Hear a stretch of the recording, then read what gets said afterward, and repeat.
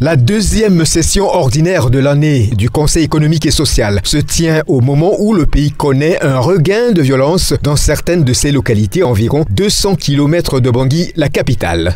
L'assassinat de 3 journalistes russes, près de 6 buts.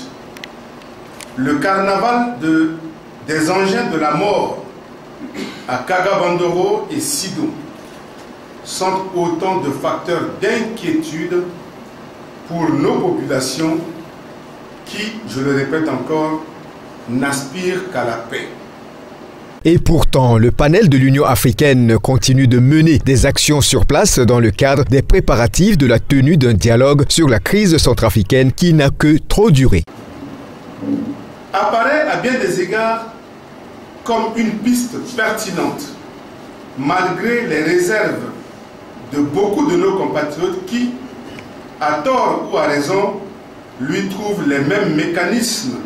D'ailleurs, dans ce cadre bien précis, la mobilisation doit être effective à tous les niveaux. Société civile, différentes franges de la population, partis politiques, en vue d'enrayer définitivement cette crise récurrente en République centrafricaine. La communauté internationale, elle aussi, n'est pas exclue de cette mobilisation, au premier rang de laquelle la communauté économique des États, la communauté économique et sociale des États de l'Afrique centrale, CEEAC. Il y a quelques semaines, le président de la République a nommé son équipe de négociation et nous sommes en discussion avec justement cette équipe du gouvernement pour voir quelle est la meilleure manière d'associer les forces vives de la nation.